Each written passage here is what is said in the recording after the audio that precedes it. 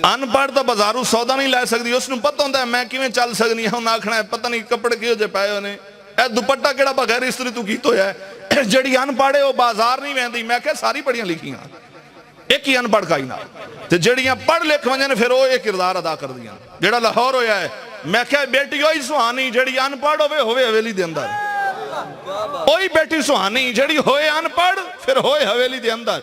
उसनूं पता है कि जदों मैं अलविदा होना ना घरों, मेरे बाप दी अखां चों आंसू आउणे, मेरी मां दी अखां चों आंसू आउणे, मेरी भैणां दी अखां चों आंसू आउणे, मेरे भाइयों दी अखां चों आंसू आउणे। उन्हां नूं पता है अज 20 साला रिश्ता जुदा हो रही है।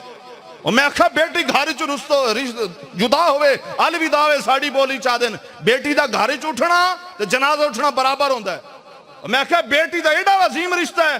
और मैं आखा ये बेटी किस तरह हो सकती है जड़ी लाहौर नच्चे भी सही, हजूर दी इज्जत भी हर्फ बोले। और फिर मैं आखा ओ केड़ा बंदा हो सकता है जेड़ा आखे कि मर्दां भी उन्हें खुल छुट्टी होवे जिवें औरतां नूं है। तुसी यासिर शामी दा प्रोग्राम वेखो जिससे दो नौजवान लड़के जिन्हें सामने इश्तिहार भी उठाए हुए इंग्लिश च लिखे है।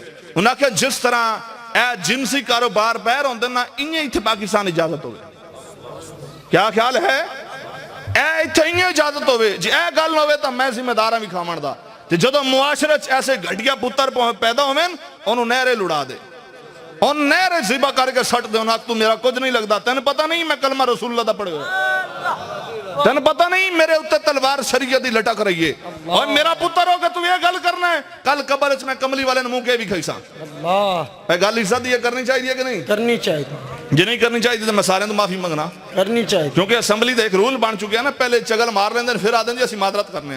और मैं आख्या बेवकूफ हो यही तो गल है जी मुंह चो निकल वे लख वारी तौबा करो गल हटती नहीं जी। तो मैं इस वास्ते आख्या क्योंकि मैं सेंसी जुमला बोलिया ना, असैम्बली का जुमला जो मैं गलत कर बैठा मैं वापस लेना।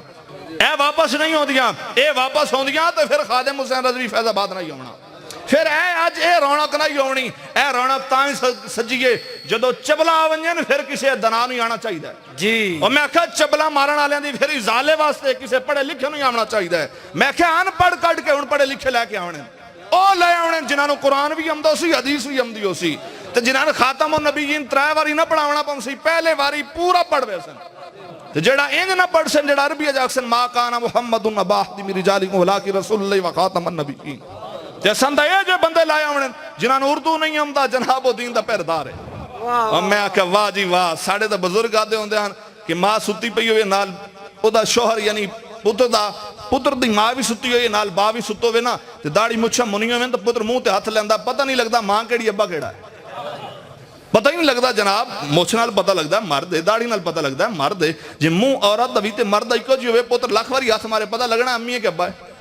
ते मैं आख्या जिंदे 70 साल की उम्र पता नहीं लगा अम्मी है कि अब्बा है, जिंदा 70 साल पता नहीं लगा अम्मी है कि अब्बा है, वो पाकिस्तान की तकदीर बदल रहा है।